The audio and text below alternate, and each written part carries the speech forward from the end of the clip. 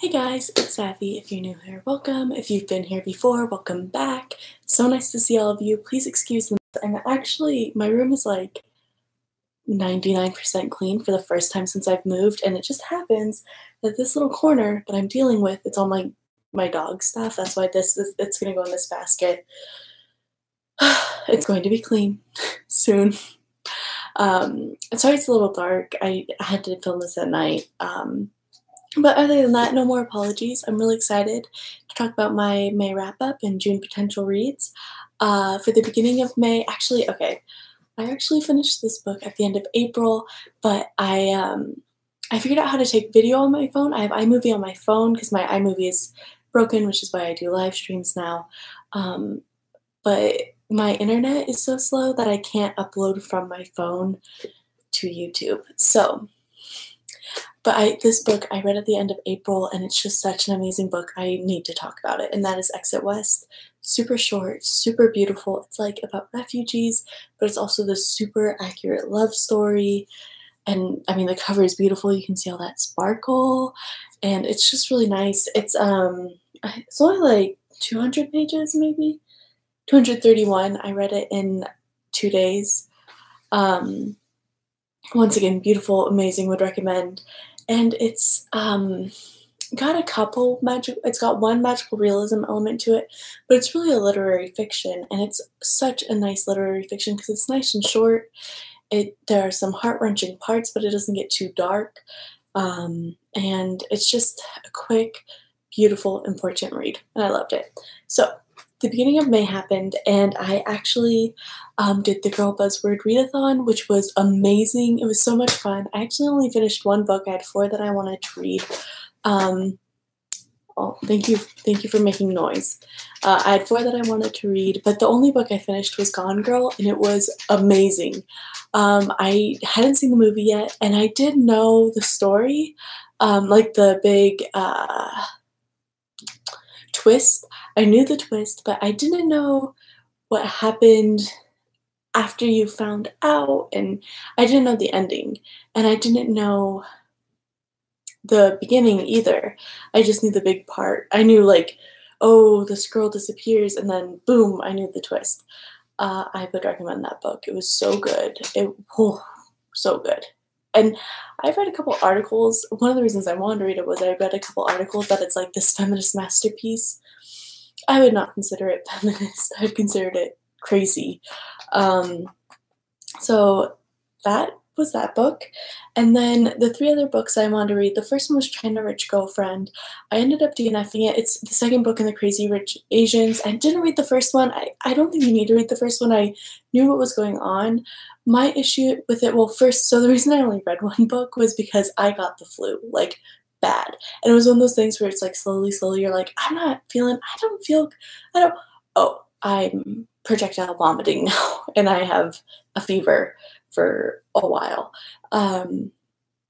So that happened.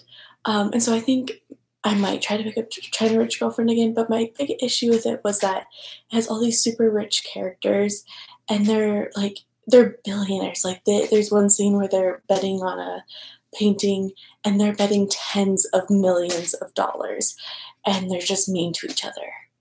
They're mean to each other because they don't have anything better going on in their lives.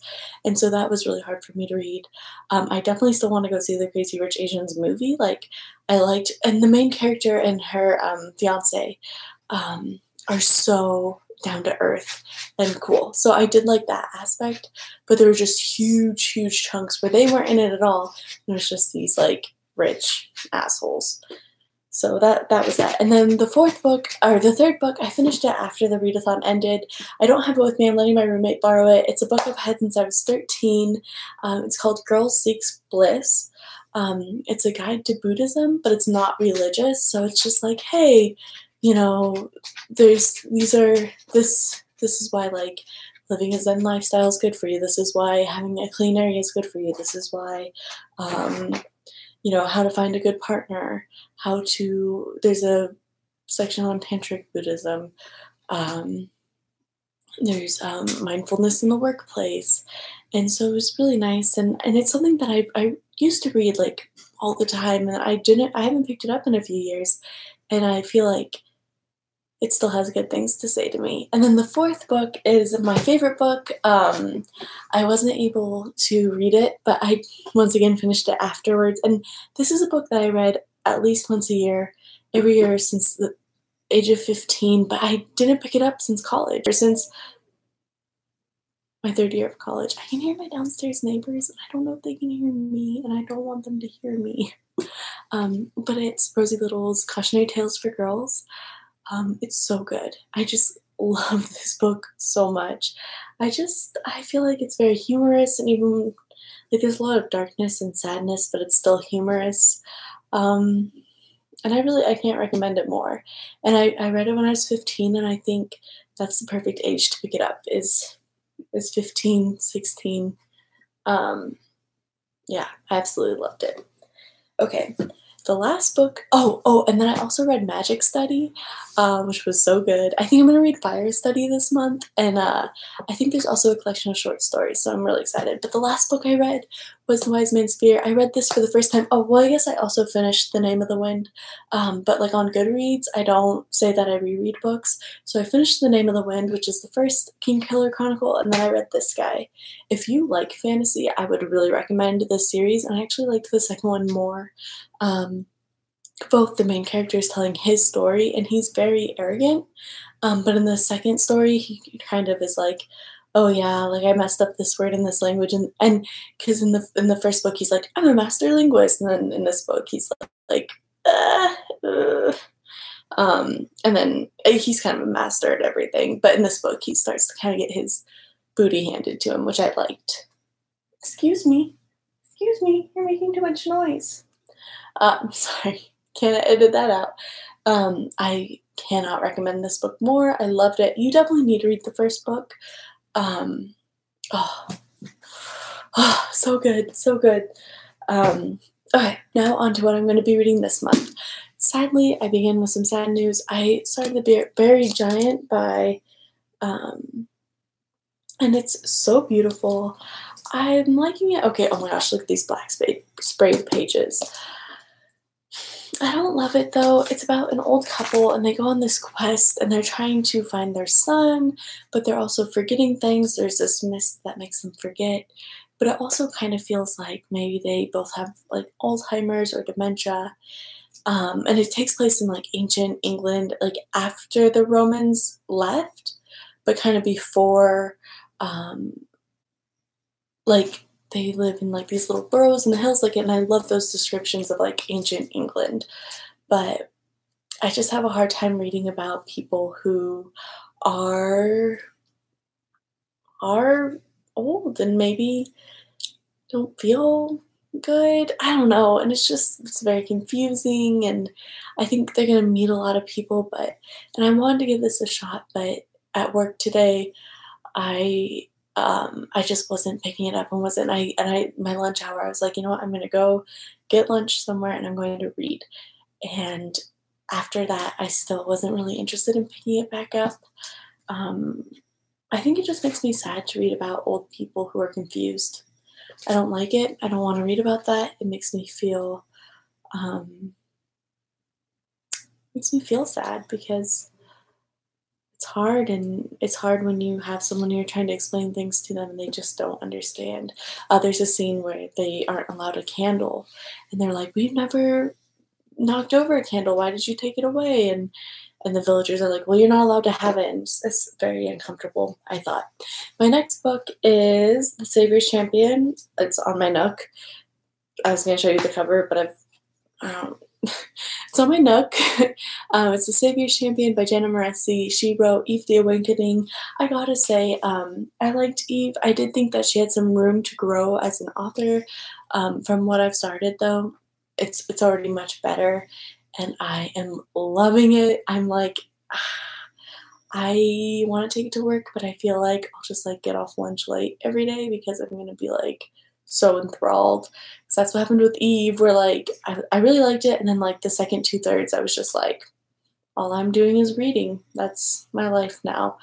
Um, I think that's gonna happen with this because the premise behind this book is that everybody dies. It's like this tournament for their like they have a divine ruler, their society, and they're trying to fight for her hand in marriage, and whoever lives wins, essentially. And I don't know if they all die, but most people die.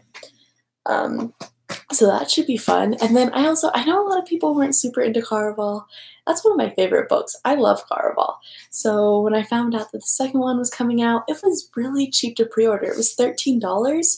So I pre-ordered it. Legendary. I'm about a few pages in. It's okay so far. I'm kind of sad that it follows Donatella. Like, I'm excited because I'm excited to be back at Caraval and like see, and I know we're gonna run into Scarlett and Julian, but I really liked Scarlett and I really like Julian and I really like the relationship. So I'm a little sad that maybe I won't see it as much, but hopefully I fall in love with Donatella as well, since she's the reason for the first book. She's a really, really great sister. So, and then the last one is one I started it last month, and I just keep. It's the Sandman Overture. It's awesome. I love it. It's like reading a dream. It's so cool, but it's really dense for a graphic novel. The first third of it took me like an hour to read. And I think part of it, the animation style, looks like the dream. Like, and so there's just so much going on that I just feel like I have to look at every picture so closely and every single little panel so closely. My favorite part about this book, though, is that the Sandman, there's like multiple versions of him in like different universes and stuff, I guess. And there's a cat version, and it's the giant cat, and he's with the giant cat, and they're both Morpheus, and I love it. And if I ever get like a gray or black cat, I think I'm gonna name them Morpheus. Um, it's really nice to be filming a video. I've missed this, and it's kind of like doing it live is kind of frustrating, but I think this was a fun video, and I've really enjoyed doing this. Oh, and that's all I want to read this month. Oh, and maybe Fire Study. It'd be really fun to read that. And on the way home, I started listening to Long Way to a Small Angry Planet. I was like, at first, I was like, I don't really like this narrator's voice, and then I like got home, and I was like, this is so good. So hopefully I enjoyed that. I needed a good audiobook, and Hoopla is great, but sometimes it is a little bit hard to find things that you're interested in because you have to know a lot of what you want to read. Um, but I think I'm gonna go now.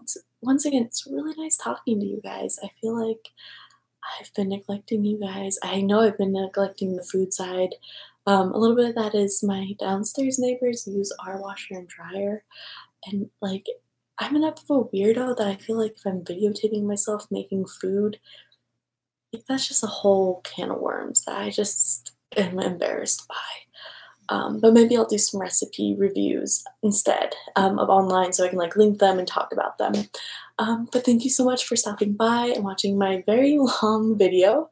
But I hope you guys have a wonderful day, week, month, year, and I'll talk to you later. Bye. How do I end? Oh, there. I'll end now. Bye.